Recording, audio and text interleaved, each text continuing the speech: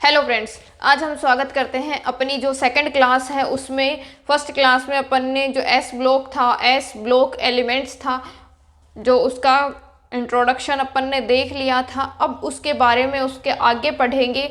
तो अपनी जो रेगुलर क्लास आ रही है, तो आप हमसे जुड़े रहने के लिए चैनल को सब्सक्राइब कर दीजिए एंड ताकि आपको नोटिफिकेशन क्लास आते ही नोटिफिकेशन मिल जाए। और डेली हमारी क्लास लीजिए। 75 मार्क्स का पेपर आएगा, उसमें आपके अच्छे मार्क्स बने। फर्स्ट सेमेस्टर के पेपर हो चुके हैं, तो अब सेकंड सेमेस्टर के पेपर होंगे मई जून में। तो उसके लिए आपको पहले से प्रॉपर तैयारी करके रखनी है, क्योंकि 15 से 20 मिनट की अगर आप रोज़ क्लास लेते हैं तो एक अच्छी परसेंटेज आप बना सकते हैं कॉलेज टाइम में भी। और बाकी आप अपनी तैयारी कंटिन्यू करते रहिए जिस भी सब्जेक्ट के लिए आप पढ़ रहे हैं, किसी भी कंपटीशन एग्ज़ाम के लिए। तो आज हम बात करने जा रहे हैं जो है कंपेरेटिव स्टडी, तुलनात्मक जो अध्ययन है वो करेंगे। तो तुलनात्मक अध्ययन क्या है? तुलनात्मक अध्ययन से साफ नज़र आ रहा है कि तुलना करनी है। और इसमें अपन पढ़ेंगे एलिमेंट्स और इलेक्ट्रॉनिक कॉन्फ़िगरेशन, तत्व और इलेक्ट्रॉनिक विन्यास, उनके बारे में और उनका डिफरेंस चेक करेंगे। तो अपने पास पहला जो तुलनात्मक स्टडी है, कंपैरेटिव स्टडी है, वो क्या करेंगे अपन? जो electronic configuration of alkyl metal है, जो क्षार धातुएं हैं, उनके इलेक्ट्रॉनिक विन्यास के बारे में। और नेक्स्ट है आपका electronic configuration of alkaline earth metals, क्षार मृदा धातुओं में करेंगे अपन, डिफरेंस करेंगे। तो अपनी क्षार मृदा धातुएं, इनका जो धातुएं होती हैं, ये जो क्षार मृदा धातुएं, इनके जो स्पेसिफिक गुण भी पाए जाते हैं। क्या पाए जाते हैं जो क्षार धातुओं के? कि lithium, sodium, potassium, rubidium, caesium, francium, ये क्या होती है? ये चाकू से आसानी से काटी जा सकती है, ये सॉफ्ट होती है, ये धातुओं के रूप में अपवाद होती हैं। जैसे कहते हैं ना कि कुछ चीज़ धातुओं के ऊपर ये कलंक है, उस टाइप से है। क्योंकि ये धातुएं जो होती हैं वो ठोस अवस्था होती है, उनमें आघात वर्धनता का, तन्यता का जो गुण पाया जाता है, बट इसमें ये कुछ परसेंट नहीं होता। ये तो एक साबुन की तरह, पनीर की तरह इनको चाकू से काटा जा सकता है।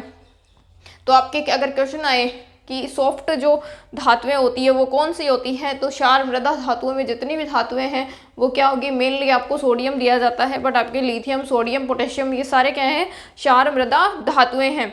फिर नेक्स्ट अपन बात करते हैं क्षार मृदा धातुएं, ये गैस के रूप में। और अब जैसे बेरिलियम है, मैग्नीशियम है, कैल्शियम है, स्ट्रोंशियम है, बेरिलियम है, ये क्या होती है? ये स्ट्रॉन्ग जो धातु है, वो मेटल्स तो हैं, बट जो ये मृदा में पाई जाती है। पहले तो मृदा से यहाँ क्षार मृदा धातुओं से मतलब है इनकी जो प्रेजेंस होती है वो क्या होती है?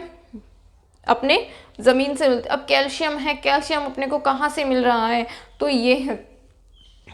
फिर नेक्स्ट है, अब इसके लिए पहले एलिमेंट्स देखेंगे, सिंबल्स, एटॉमिक नंबर्स। तो लिथियम के लिए, लिथियम 3 नंबर पे आता है, सब जानते हो। लिथियम जो पीरियोडिक टेबल है उसमें 3 नंबर पे आता है।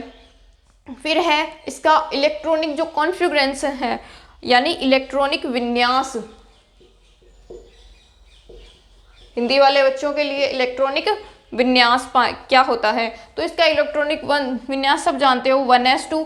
इसमें जो 3 इलेक्ट्रॉन है वो 3 भरे जाएंगे। तो पहला 1s2 में जाएगा, फिर अपने पास एक और बचा है तो वो कहाँ जाएगा?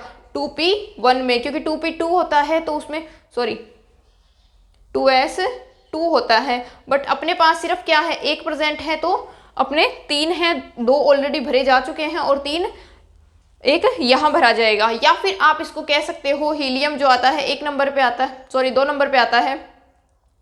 फिर 2s1, मतलब कि आपका जो एक्स्ट्रा है 2 तो ये हो गए और 2 नंबर पे ये है, यानी 2 ये है और ये है, तो 3 हो गए ना।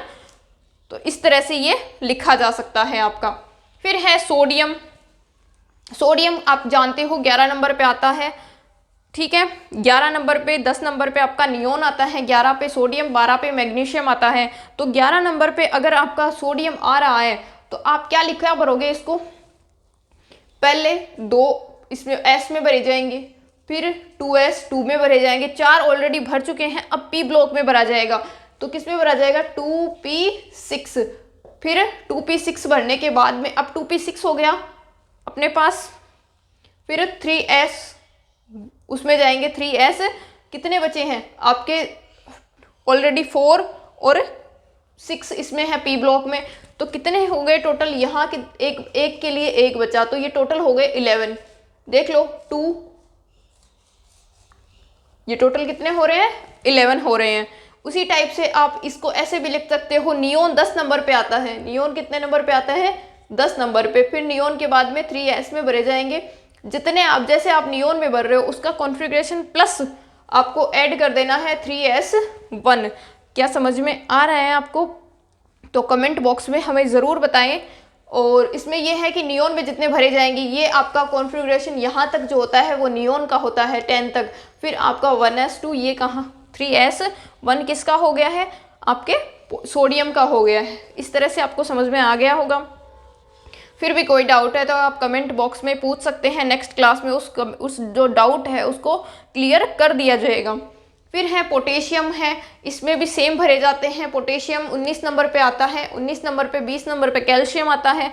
तो आप देख सकते हो इसमें कितने भरे जाएंगे, 19 भरे जाएंगे। अब काउंट कर लो, 1s2 में भरे जाएंगे। फिर नेक्स्ट किस में भरे जाएंगे, 2s2, 2p6, 2, 3s2 में। तो कितने हो गए, 10 तो ये हो गए, और यहाँ तक कितने हो गए, 12 और 6 कितने हो गए, 18 प्लस 4s1 में भरा गया, यहाँ एक बचा तो एक में भर दिया जाएगा। बाकी 4s2 में 2 भरा जाता है, 2 तक उसकी लिमिट होती है, बट अपने पास सिर्फ एक है तो 4s में एक इलेक्ट्रॉन जा रहा है अपना।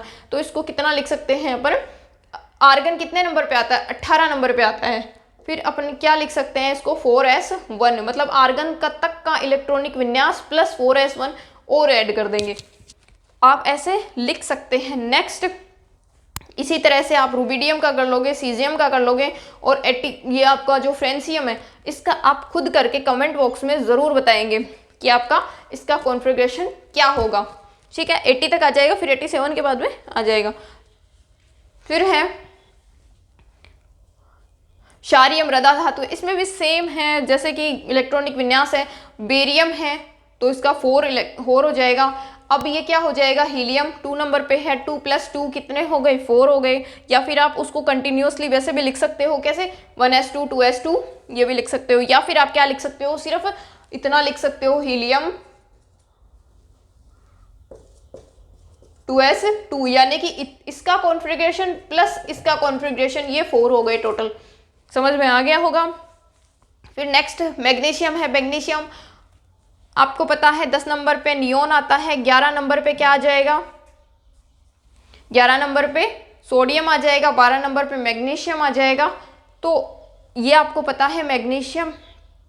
इसी तरह से नियोन है, नियोन के लिए आ जाएगा, आर्गन के लिए आ जाएगा, और फिर स्ट्रोंशियम, बेरियम और रेडियम।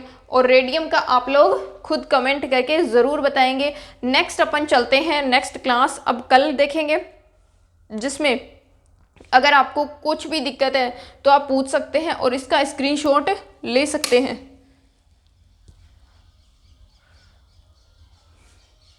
इस पूरी वीडियो का आप स्क्रीनशॉट ले सकते हैं। अगर कोई भी आपको प्रॉब्लम है, दिक्कत है, तो आप कमेंट बॉक्स में ज़रूर पूछिए। नेक्स्ट अपन अपनी क्लास लेकर आएंगे। उम्मीद करते हैं कि ये समझ में आ गया होगा। और नेक्स्ट अपना जो टॉपिक होगा वो प्रमाणवीय आयनिक त्रिज्या है उन पे होगा। ठीक है, उसके बाद अपन आयनन विभव के बारे में स्टडी करेंगे, जो क्षार धातुओं एवं जो प्रथम और द्वितीय के लिए आएगा, फिर तृतीय के लिए आएगा। ये कंप्लीट अपनी क्लास हो जाएगी। यहाँ तक समझ में आया क्या? कमेंट में ज़रूर बताएं कि आपको समझ में आया। जैसे हम, अगर आपको समझ में आ रहा है तो हम कंप्लीट जो क्लासेस है वो कंटिन्यू रखेंगे, और आपका जो पूरा सिलेबस है आपका जो अप्रैल तक है वो कंप्लीट करवा देंगे 2 महीने में। तो आशा करते हैं आप कमेंट ज़रूर करेंगे, और मिलते हैं नेक्स्ट क्लास में। धन्यवाद।